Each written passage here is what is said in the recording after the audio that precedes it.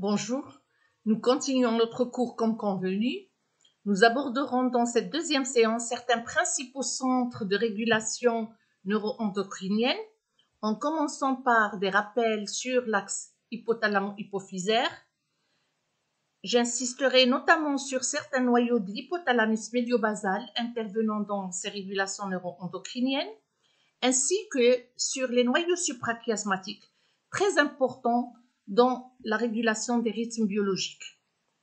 Vous aurez l'occasion aussi de voir avec le professeur Madame Mergoul d'autres centres hypothalamiques importants, comme les noyaux paraventriculaires, les noyaux supraoptiques, impliqués dans d'autres régulations en relation avec le stress, la balance hydrique, etc. Tous ces noyaux et ces éléments seront repris en TP numéro 1, ce qui vous aidera à mieux comprendre l'anatomie de ces noyaux hypothalamiques en relation avec leur rôle fonctionnel. De point de vue localisation, l'hypothalamus est cette structure cérébrale colorée en bleu, située sous le thalamus, vous avez le thalamus ici, l'hypothalamus, et est reliée à l'hypophyse par la tige pituitaire.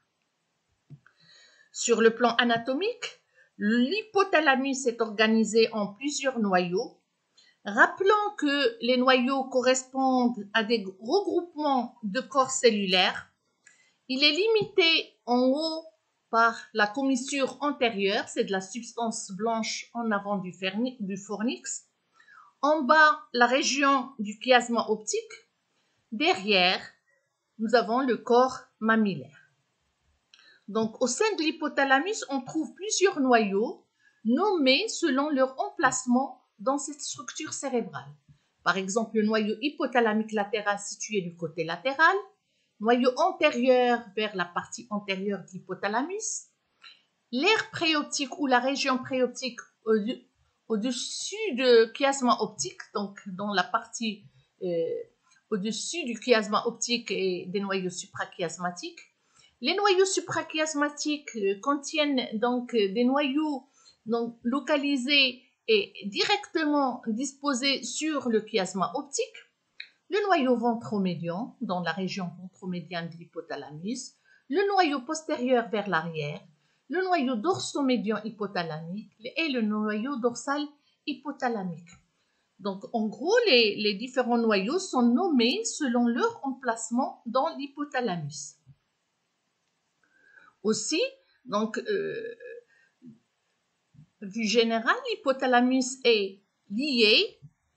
Alors, en bas de l'hypothalamus, on trouve sa relation avec la glande hypophysaire, composée par deux lobes, l'hypophyse antérieure et l'hypophyse postérieure, via la tige hypophysaire. Sur une coupe longitudinale du cerveau du rat blanc, on a la région de l'hypothalamus située sous le thalamus. On peut trouver ici le chiasma optique vers l'avant de l'hypothalamus, donc le chiasma optique en relation avec les nerfs optiques. Vers l'arrière de l'hypothalamus, on a la glande pituitaire dont la forme est un peu différente de celle de l'homme, mais il est relié à l'hypothalamus aussi par une fine tige pituitaire ou la tige hypophysaire. Au sein de l'hypothalamus, on peut trouver les différents noyaux hypothalamiques qui sont mieux visibles en coupe transversale. Ici, vous avez des schémas du cerveau du rat blanc, avec ici une coupe longitudinale montrant le niveau de deux coupes. Donc, deux niveaux de coupe. Une coupe passant par la région du chiasma optique, donc c'est vers l'hypothalamus antérieur, et le deuxième niveau de coupe étant réalisé au niveau de l'hypothalamus médian, en plein hypothalamus. Je vous précise que dans le TP numéro 1, nous aurons l'occasion de faire les deux niveaux de coupe et voir de près l'organisation anatomique de ces noyaux hypothalamiques. Alors, pour les deux coupes, donc, c'est des coupes transversales. Donc, on regarde de face. On a une allure circulaire pour les deux coupes, avec une symétrie bilatérale au niveau du cerveau. Donc, ce qu'on a au niveau de l'hémisphère droit, on l'a aussi dans l'hémisphère gauche.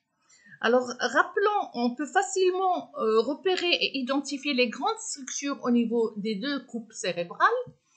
Alors, concernant le premier niveau de coupe, donc passant par la région du chiasma optique, on peut voir la partie de la face dorsale vers la face basale. On peut noter la région, donc ici, c'est la partie superficielle des hémisphères cérébraux, donc c'est le cortex cérébral. Donc, nous avons ensuite le corps calleux qui correspond à des neurofibres commissurales qui relient l'hémisphère cérébral droit à l'hémisphère cérébral gauche.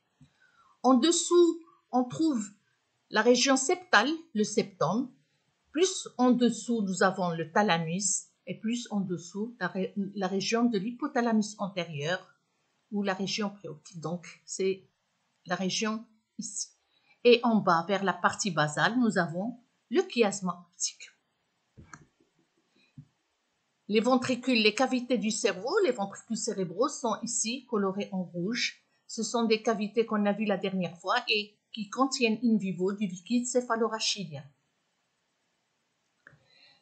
Alors, dans la région basale, dans l'hypothalamus médio-basal, qu'est-ce qu'on constate? Remarquons l'allure du ventricule dans cette première coupe. Regardez le ventricule qui est perpendiculaire au chiasma optique. Et comme noyau hypothalamique, on peut repérer dans ce niveau de coupe le noyau paraventriculaire hypothalamus situé de part et d'autre du troisième ventricule dans la face dorsale. Nous avons la région de l'hypothalamus latéral vers les côtés. Donc, on a la région de l'hypothalamus latéral ici et ici. Le fornix et la région périfornicale, ce sont des cordons blanchâtres qui relient le système, l'hippocampe à l'hypothalamus. Donc, ce sont des repères. C'est de la substance blanche au sein de l'hypothalamus. Concernant le deuxième niveau de coupe, celui qui passe par l'hypothalamus médio-basal, on retrouve donc le cortex cérébral, le corps calleux, toujours les neurofibres commissurales qui relient l'hémisphère cérébral droit et gauche, mais en dessous, on retrouve une autre structure qu'on a vue la dernière fois, qui se trouve à l'intérieur du noyau, l'hippocampe. Rappelez-vous, il fait partie du système limbique, celle du cerveau. Donc, on a l'hippocampe. Ensuite, c'est le thalamus. Et ensuite, la région de l'hypothalamus dans la partie basale du cerveau. Alors, remarquez l'allure du troisième ventricule qui change. Donc, au lieu d'être fermé là, il s'élargit vers la base du cerveau. Donc, on peut reconnaître, selon l'allure du ventricule, on peut savoir qu'on est bien dans l'hypothalamus médio-basal. Donc, parmi les noyaux rencontrés dans cette coupe, on note le dorsomédian, le noyau dorsomédian hypothalamique, le noyau ventromédian hypothalamique, l'hypothalamus latéral, ou la région l'aire hypothalamique latérale. On retrouve les fornix, bien sûr, les petits cordons de la substance blanche du fornix. Mais remarquez que dans la région basale du cerveau, bien sûr, on a un autre noyau qui borde le troisième ventricule et qui prend la forme d'un triangle. C'est le noyau arqué de l'hypothalamus. Dans la partie tout à fait basale de l'hypothalamus, remarquons donc c'est une zone, c'est une fine membrane qui sépare le cerveau, qui limite le cerveau, c'est la région de l'éminence médiane, une zone d'échange très importante entre la périphérie et le système nerveux central et qu'on verra dans les régulations neuroendocriniennes. Donc, le premier niveau de coupe, on a comme repère, vous avez le chiasma optique, donc c'est de la substance blanche, c'est les nerfs optiques qui se croisent, donc au niveau microscopique, on arrive facilement à déceler de la matière blanche, donc tout à fait claire à la base du cerveau. Dans la région de l'hypothalamus médian, on a l'éminence médiane, une fine membrane, c'est du tissu neuronal, du tissu nerveux, généralement, qui borde la limite de l'hypothalamus basal.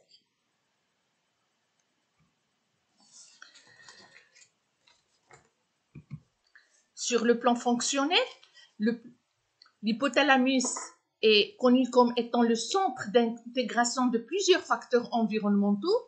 Ces cellules sont des neurones sécrétoires qui peuvent synthétiser des molécules, des neuromédiateurs.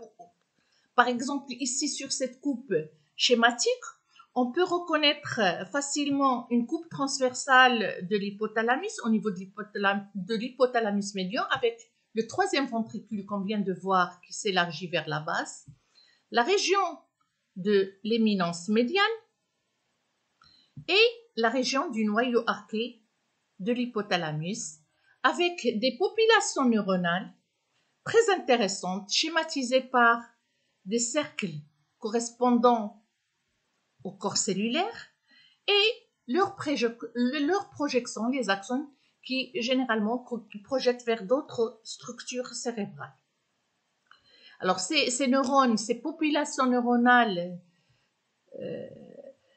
reçoivent des messages venant de la périphérie, venant des hormones périphériques, par exemple de l'insuline, de leptine, des messages hormonaux de l'estomac, par exemple la grénine, et ils intègrent ces informations et jouent un rôle prépondérant dans les régulations neuroendocriniennes en relation avec la balance énergétique, notamment pour réguler la prise alimentaire et la dépense énergétique. Par conséquent, c'est des régulations en relation avec, bien sûr, le poids corporel. Alors, les régulations neuroendocriniennes liées à cette homéostasie énergétique seront abordées dans le TD, dans la séance 1 des travaux dirigés.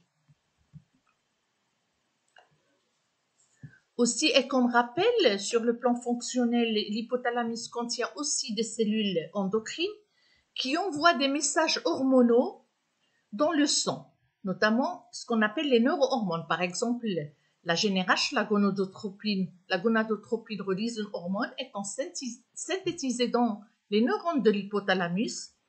C'est l'exemple classique que vous connaissez et que vous avez vu lors de l'étude de la fonction de reproduction. Donc, au niveau des neurones hypothalamiques, on peut avoir de la GnRH. Les neurones synthétisent la GnRH, ils la libèrent au niveau de l'éminence médiane. Elle est déversée pour aller stimuler les cellules gonadotropes de l'adénohypophyse pour donner la LH-FSH qui vont agir sur les gonades et qui vont donner les hormones sexuelles.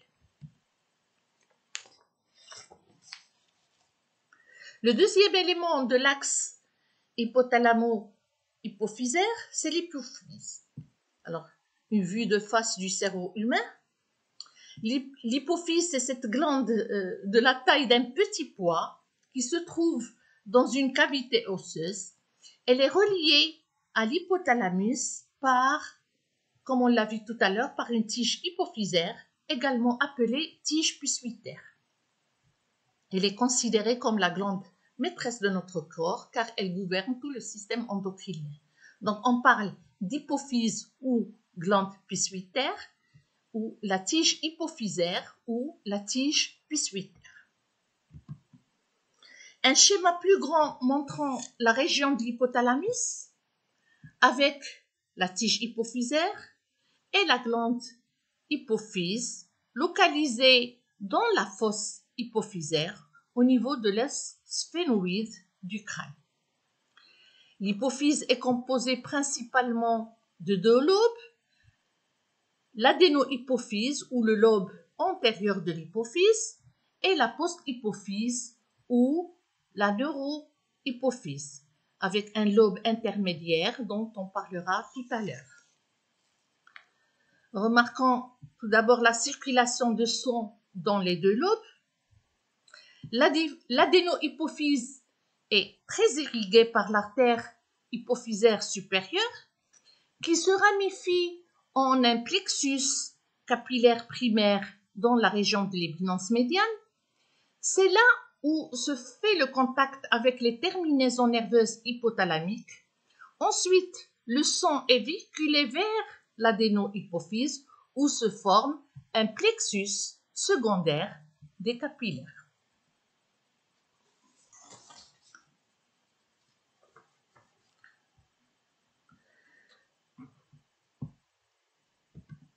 D'une manière plus claire, on peut voir ici l'irrigation sanguine par le système porte-hypophysaire qui permet aux hormones hypothalamiques d'atteindre l'adéno-hypophyse sans passer par la circulation générale. Donc, on parle d'un système porte-hypothalamo-hypophysaire qui relie la région hypothalamique avec l'adéno-hypophyse.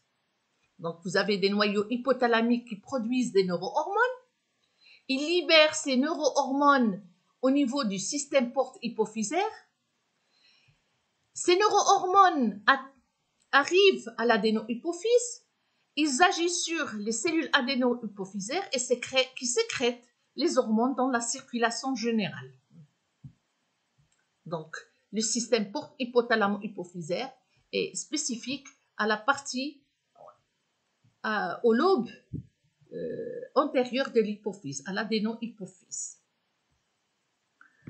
Le lobe postérieur est différent. Il contient surtout des axones et des terminaisons nerveuses qui libèrent directement leur contenu dans la circulation générale. C'est pourquoi il est appelé neurohypophyse, parce que la neurohypophyse est principalement composée par des terminaisons nerveuses et des axones dont les corps cellulaires se trouvent plus loin dans l'hypothalamus. Donc, en résumé, la fonction endocrine de l'hypothalamus est assurée par des cellules neurosécrétoires. Sur le plan fonctionnel, ces neurones sécrétoires sont de deux catégories. Des neurones parvicellulaires, c'est-à-dire de petites dimensions. Leur corps cellulaire forme un ensemble de noyaux hypophysiotropiques. Leur axone est relativement court. Il se termine au contact du plexus capillaire où sont sécrétées les hormones, c'est-à-dire les neurohormones, les facteurs de libération qui peuvent être des stimulateurs ou des inhibiteurs et qui contrôlent le lobe antérieur de l'hypophyse, l'antéhypophyse. Par exemple, et comme on vient de le voir, le GnRH agit, libéré ici, agit sur les cellules gonadotropes pour sécréter la FSH et la LH. La tyrosine release une hormone, la TRH, le facteur de libération des hormones thyroïdiennes, lorsqu'il est libéré dans le système porte, va agir sur les cellules qui fabriquent la TSH, c'est-à-dire la thyroïde stimulating hormone, l'hormone qui va stimuler la thyroïde. Le CRH, la corticorolysine hormone ou le facteur de libération des corticotropines va agir sur des cellules spécialisées à donner la CTH. Et il y a d'autres hormones donc indiquées. Le deuxième type de neurones neurosécrétoires, c'est des neurones magnocellulaires de grande dimension. Leur corps cellulaire forme des noyaux situés dans l'hypothalamus, notamment les noyaux supraoptiques et les noyaux paraventriculaires. Et les fibres, généralement, sont projetées dans la neurohypophyse pour sécréter deux hormones essentielles dans la neurohypophyse, dans la circulation générale au niveau de la neurohypophyse, l'ocytocine et l'hormone antidiurétique ou la vasopressine. Donc, ces neurones synthétisent l'ocytocine et la vasopressine qui restent stockés et sécrétés au niveau de la neurohypophyse. Ils passent ensuite dans la circulation générale pour agir sur les organes effecteurs.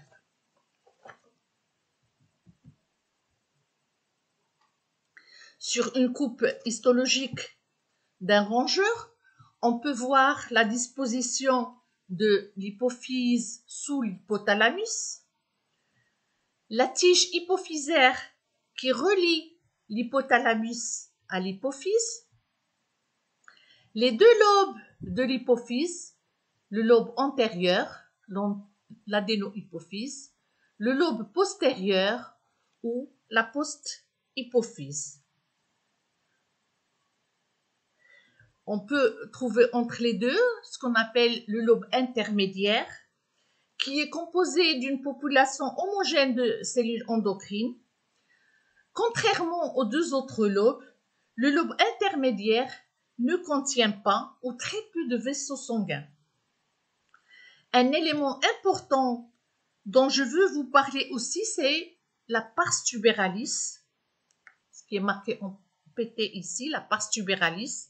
C'est une gaine très vascularisée. À cause de la coloration histologique, là, on ne voit pas clairement la vascularisation, mais c'est une gaine qui est très vascularisée et qui enveloppe la tige pituitaire. Elle joue un rôle très important dans les régulations neuroendocriniennes de la saisonnalité, comme nous allons le voir à la fin de mon cours. Alors, schématiquement, vous avez ici la disposition, donc la représentation schématique de ce que vous avez en coupe histologique avec la région de l'hypothalamus, donc le troisième ventricule, la région du chiasma optique, donc le chiasma optique, l'adénohypophyse en rose, très vascularisée.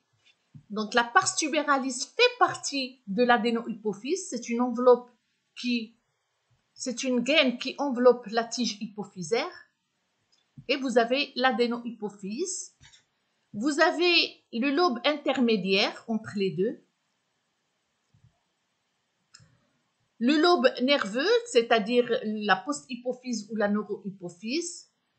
La tige hypophysaire. Et la région de l'éminence médiane, bien sûr, où sont libérées les neurohormones, comme on vient de voir tout à l'heure. Donc, ce qui est important à retenir, c'est que la pars tubéralis fait partie du lobe antérieur de l'hypophyse. Elle enveloppe la tige pituitaire. Elle est très vascularisée et joue un rôle très important dans les mécanismes de l'adaptation aux saisons. Après ces rappels très intéressants sur l'axe hypothalamo-hypophysaire, on passe à d'autres noyaux hypothalamiques très importants dans la genèse des rythmes biologiques chez les mammifères.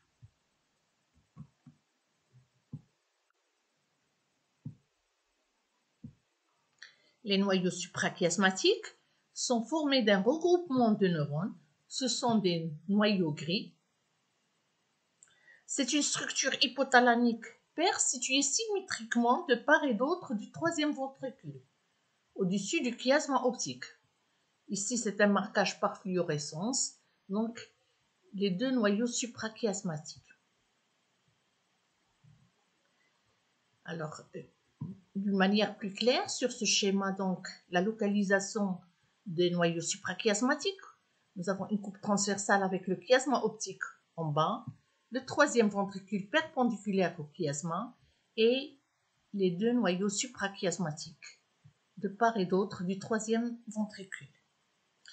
In vitro, lorsqu'on met une cellule de noyau suprachiasmatique en culture, chacune des cellules présente un rythme d'activité circadienne qui dure plusieurs semaines en culture, ce qui montre que chaque cellule contient sa propre machinerie et est capable de générer des oscillations circadiennes. Plus tard, on a découvert que les noyaux suprachiasmatiques constituent l'horloge centrale de notre corps et on verra plus en détail les mécanismes de fonctionnement de cette horloge biologique dans le chapitre 2. Avec les avancées considérables des techniques morphofonctionnelles, notamment l'hybridation in situ, l'immunocytochimie, ici une coupe d'hybridation in situ montrant le marquage des noyaux suprachiasmatiques juste au-dessus du chiasma optique, le troisième ventricule, donc perpendiculaire. Et grâce aux techniques notamment immunocytochimiques, on a découvert que les neurones de ces noyaux suprachiasmatiques contiennent et sont capables de synthétiser des molécules, des neuromédiateurs, des neurotransmetteurs, notamment les neuropeptides et d'autres molécules aussi comme le glutamate, le GABA qu'on trouve dans ces noyaux. Alors, sur le schéma, nous avons le chiasma optique, le troisième ventricule perpendiculaire et les molécules qu'on a découvertes chez les rongeurs, notamment la vasopressine, la somatostatine, le VIP, etc. À droite, sur un schéma beaucoup plus agrandi, on représente le chiasma optique en jaune, le troisième ventricule et les deux noyaux suprachiasmatiques. Alors, parmi les neurones qu'on trouve dans ces noyaux suprachiasmatiques, il y a surtout les neurones à vasopressine, les neurones à vasoactive intestinale peptide qui sont colorés en bleu et les neurones à GRP colorés en petits carrés orange. En se basant sur la morphologie et le contenu peptidergique de ces neurones, les noyaux suprachiasmatiques des rongeurs, en général, ont été divisés en deux principales parties. La région ventrolatérale, ou ce qu'on appelle le corps, qui contient majoritairement les neurones à peptides, à vasoactive intestinale peptide. Donc, la partie ventrolatérale riche plus en VIP et avec des neurones AGRP. Alors que la région dorsomédiane ou shell contient majoritairement des neurones à vasopressine. Donc, on trouve surtout des neurones vasopressines dans la région dorsomédiane ou ce qu'on appelle le shell. Donc, on parle d'une régionalisation de l'expression des neuropeptides dans ces noyaux suprachiasmatiques avec une localisation de l'AVP dans la région dorsomédiane, une localisation des neurones à VIP et à GRP dans la partie ventrolatérale. Par ailleurs, ces noyaux suprachiasmatiques reçoivent des afférences nerveuses, des entrées, et c'est dans le corps que le noyau suprachiasmatique reçoit ces afférences photiques et non photiques. Alors que de la région dorsomédiane ou du shell, on a surtout des efférences, c'est-à-dire des projections vers d'autres structures cérébrales, c'est-à-dire des sorties vers d'autres structures cérébrales. Alors, parmi les voies afférentes au noyau suprachiasmatique, au centre, nous avons le noyau suprachiasmatique avec toutes les afférences qui entrent dans ce noyau suprachiasmatique. Alors, parmi ces voies neuronales, on a des voies qui véhiculent des signaux photiques en relation avec la lumière. Ce sont les traits pleins. Et il y a des voies neuronales non photiques représentées par des traits discontinus, par des pointillés. Alors, parmi les signaux photiques en relation avec la lumière, on assiste à deux voies principales, remarquons donc l'œil ou la rétine qui perçoit la lumière, envoie les messages photiques via deux voies principales. Une voie directe qui va directement au noyau suprachiasmatique et qui met en jeu le glutamate et la substance P, et une voie indirecte qui met en jeu le feuillet intergéniculé latéral avant d'arriver au noyau suprachiasmatique, mettant en jeu comme neurotransmetteur le NPY. Donc, les signaux photiques sont transmis au noyau suprachiasmatique, soit par voie directe, soit par voie indirecte via le feuillet intergéniculé latéral. Concernant les voies neuronales non photiques, et on entend par non photique des signaux en relation, par exemple, avec la prise alimentaire, le moment de la prise alimentaire, l'odorat, le stress, les émotions. Donc, il y a plusieurs signaux qui peuvent envoyer des projections vers le noyau suprachiasmatique et qui peuvent agir sur notre horloge biologique. On trouve notamment, par exemple, des afférences provenant du télencéphale basal, mettant en jeu l'acétylcholine, le ventromédian hypothalamique qui envoie des afférences vers le noyau suprachiasmatique avec comme neurotransmetteur le glutamate, le noyau de Raffet, c'est un noyau qui se trouve dans le tronc cérébral et qui peut agir sur le noyau suprachiasmatique par voie directement en mettant en jeu via la sérotonine, ou aussi du Raffet dorsal, on peut avoir des projections indirectes, mais libérant la sérotonine au niveau du feuillet intergéniculé latéral avant d'arriver au noyau suprachiasmatique. Donc, en résumé, les signaux qui vont vers le noyau suprachiasmatique peuvent arriver selon deux voies. Une voie direct rétino-hypothalamique direct située dans la région ventrolatérale des noyaux suprachiasmatiques et une voie géniculo-hypothalamique qui peut présenter des relais, c'est-à-dire qu'on peut avoir des projections qui passent par le feuillet intergéniculé latéral avant d'arriver au noyau suprachiasmatique. Aussi, d'autres poissons ont été mis en évidence, comme par exemple le noyau de Raffet, qu'on a vu, et qui reçoit des afférences rétiniennes innervant le noyau suprachiasmatique par un faisceau dense des fibres de nature, surtout sérotoninergique. Concernant les principales voies efferentes des noyaux suprachiasmatiques, alors de ce noyau suprachiasmatique et de la partie dorsomédiane de ce noyau suprachiasmatique, plusieurs voies neuronales de sortie. Donc, c'est des efférences qui vont aller vers la région préoptique. On a plusieurs projections donc vers le noyau paraventriculaire, vers le noyau paraventriculaire thalamique, dans le noyau dorsomédian. Le noyau suprachiasmatique projette aussi vers le ventromédian. Mais parmi ces efférences, on assiste à une de ces efférences qui est très importante et qui envoie des relais plus longs, des voies neuronales, vers la colonne vertébrale et vers le ganglion cervical supérieur pour aller innerver la glande pinéale, agissant ainsi sur la sécrétion de la mélatonine. Donc, en résumé, concernant ces voies efférentes, les principales voies sont celles qui énervent les noyaux hypothalamiques, notamment les noyaux paraventriculaires, les noyaux dorsomédians et ventromédians. Et parmi les rythmes générés par les noyaux suprachiasmatiques, celui de la sécrétion de la mélatonine est l'un des mieux connus. L'information, alors sur un schéma plus clair, l'information, que ce soit la présence ou l'absence de lumière, elle est perçue par les cellules ganglionnaires de la rétine, des cellules qui expriment un photopigment particulier, la mélanopsine. Le message est alors directement envoyé au noyau suprachiasmatique via le tractus rétino-hypothalamique, via les nerfs optiques jusqu'au noyau suprachiasmatique. Ensuite, l'information est transmise via une voie multisynaptique. On a des synapses, donc plusieurs neurones et plusieurs synapses, jusqu'à la glande pinéale.